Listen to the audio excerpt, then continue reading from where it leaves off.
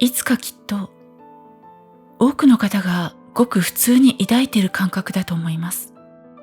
でも、いつかのために今を我慢し否定していると満足できる未来は決して来ない。いつかきっとはパラドックス。今回は動画前半に時間は幻想というエックハルトールさんのお話、動画後半にネドジュンさんのお話をご紹介します。幻想としての時間、エックハルトール。未来はありません。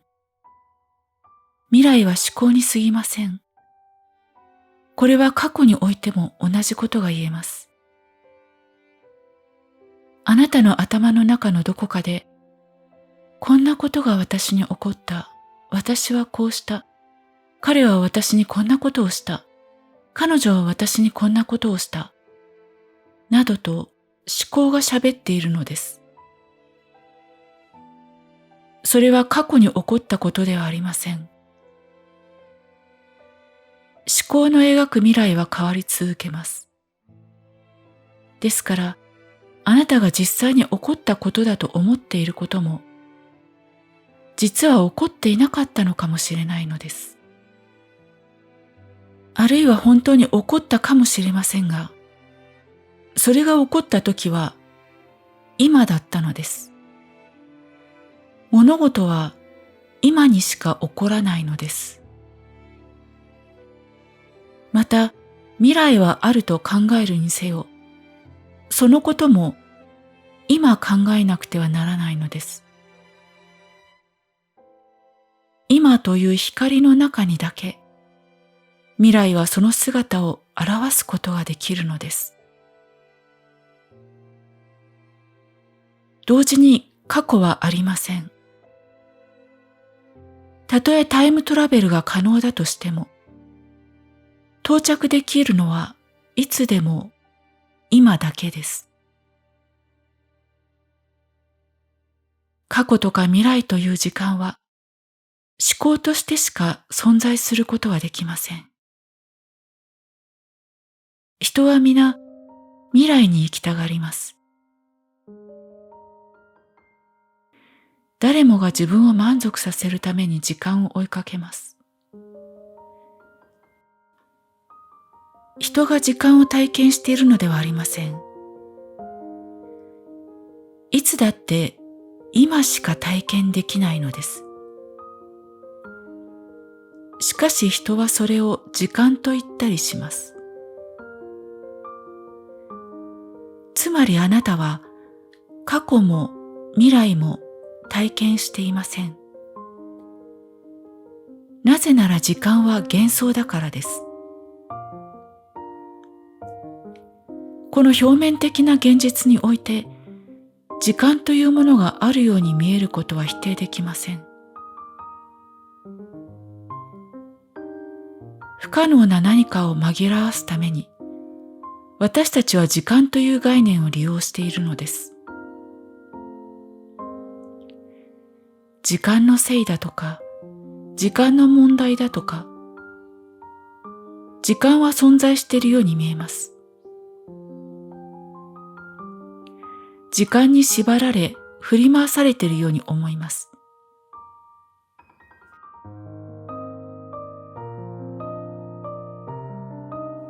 また私たちが考えていることの大半は過去と未来のことです。思考は過去からの条件反射でもあります。あなたが考えていることはあなたの過去に左右されているのです。そこで問題は、この時空間という幻想に影響されることのないもう一つの次元が私たちにはあるのでしょうか。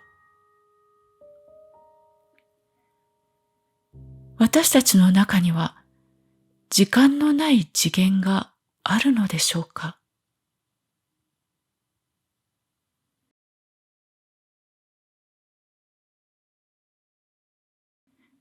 このことは人生の目的に直結しています。人生の目的は二重構造になっています。第一の目的は、時間は関係ありません。そこがかなり変わっているところです。一般的に目的について話す場合、すぐ思い浮かぶのは未来のことだと思います。未来という概念なしに、目的は考えられないものです。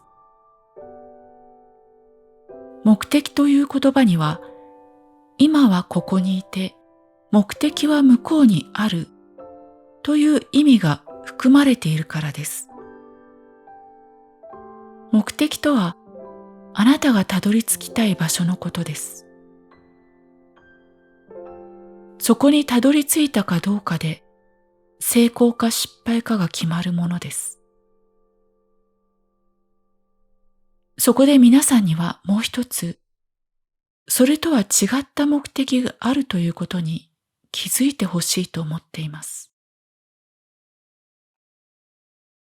宇宙を取り巻くすべての分子、原子の全体性の中で、そのいくつかが一時的に一箇所に集まり、人間らしきものを作り上げています。あなたの体の中の原子分子は、星々にあったものが集まってできたものです。星が溶け合って形作られたのです。それが不思議な方法で一つにまとまり、全生命が突如としてあなたをここに連れてきたのです。すべてのものは皆お互いつながり合っています。そこに時間はありません。私たちの制限ある見方で見れば、これらのことは皆過去に起こり、最終的にあなたがここに連れてこられたかのように見えるのですが、究極的に言うと、すべてのことは時間のない今に起こっているのです。今この瞬間はどんな状態であろうと、それ以外はありえないのです。それが今この瞬間の形として、宇宙全体が表したものです。宇宙がここに表したものは、ここに座っている私です。このことが私にとっての第一の目的です。しかし思考は、全くわけのわからないことを言ってるんだ。すでに達成していることがどうして目的になるのか、と言い始めます。私たちの目的は 100% 今ここにあることです。今この瞬間と内面的に一つになることです。あなたが今ここで何をしていようと、やることになっていたことだと理解することです。他のことができないという意味ではありません。今この瞬間、私はこれをしている。これがこの瞬間に私がやることになっていたことだ。例えば水を飲むとします。これが今の私の目的です。今度はコップをテーブルに戻すことが私の目的です。これは自分の目的だと分かっていて行うのと、他のことを考えながら行う普通のやり方と何が違うのでしょうか。普通の水の飲み方というのは、コップを手にしたときは、コップを口に持っていくことを先走り、水を飲んでいるときには、水をお腹の中に入れようと先走り、コップをテーブルに戻すときも、コップはまだここにあるのに、早くテーブルに置こうと先走っているのです。これはほんの一例ですが、人々は一生こんな感じで過ごしているのです。すべての行為が目的のための手段となっているのです。やっていることそのものに意識が向いていないのです。つまり、人々は皆、第一の目的を全く満たしていないのです。すべてを見逃しているのです。あなたの行動のほとんどは、それが 95%、99%、たとえ 90% だとしても、あなたのすることは何もかも目的のための手段となっているのです。そしてその行く先は未来です。人々は今この瞬間より重要だと信じ込んだ次の瞬間に向かっている。そして皆次の瞬間に着くとまた次の瞬間に向かおうとし、同じことを繰り返すのです。時計を見れば秒針は動いています。でもいつだって今なのです。では時間とは何なのでしょうか。時間とは思考なのです。脳が行っていることなのです。ですから過去も未来も実際は思考という形なのです。人間の頭が作り出したものの一部なのです。人は時間に支配されることによって幻想世界にとらわれている。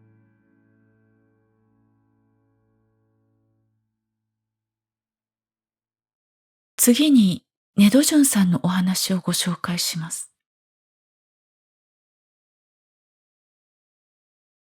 頭の中が思考でいっぱいで、左脳が過剰に働いていた頃は、私というゴーグル型のバーチャルリアリティブラウザを顔につけていた気がします。そして世界そのものではなく、ゴーグルの中に映し出された私という個の世界を見ていました。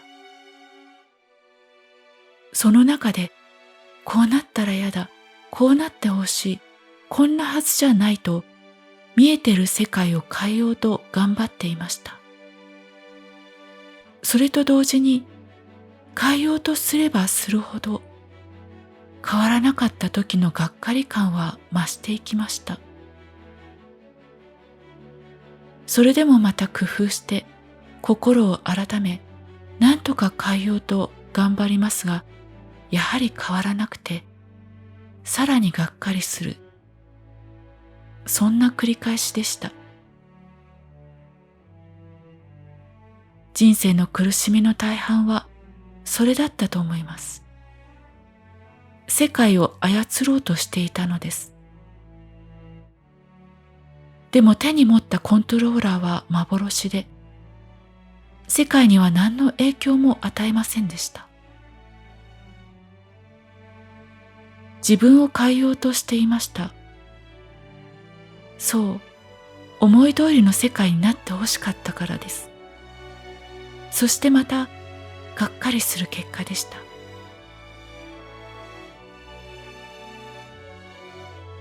ある日、頭の中の思考がなくなって、その個というバーチャルリアリティのゴーグルを外したとき、世界には未来も過去もなくなり、ただありのままの今ここだけがありました。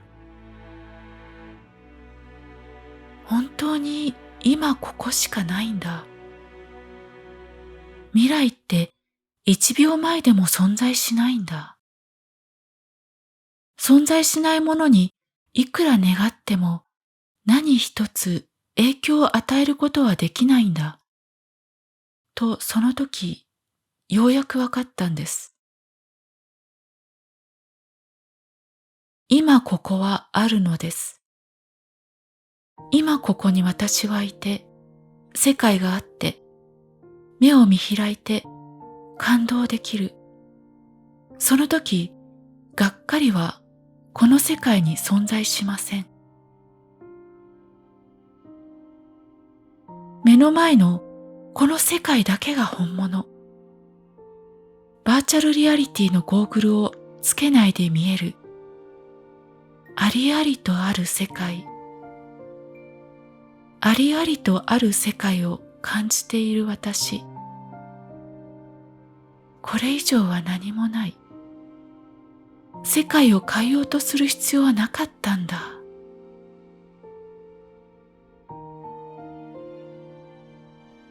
この感覚を悟りというなら、確かに悟りなのでしょう。なぜなら本当に全然違うからです。とすれば、今頑張っていつかきっとという姿勢は、このバーチャルリアリティゴーグルで捉えた世界の中にいるということです。世界を操ろうとしています。未来を、自分を、他人を変えようとしています。これは本当にパラドックスで、いつかきっとと思っていると、そこにはたどり着かない。未来なんてないんだ。過去なんてないんだ。今ここしかないんだ。この姿勢でそのままスルッとゴーグルの外の世界に出られるのです。いつかきっとではない。ありありとある本物の世界に私たちはいます。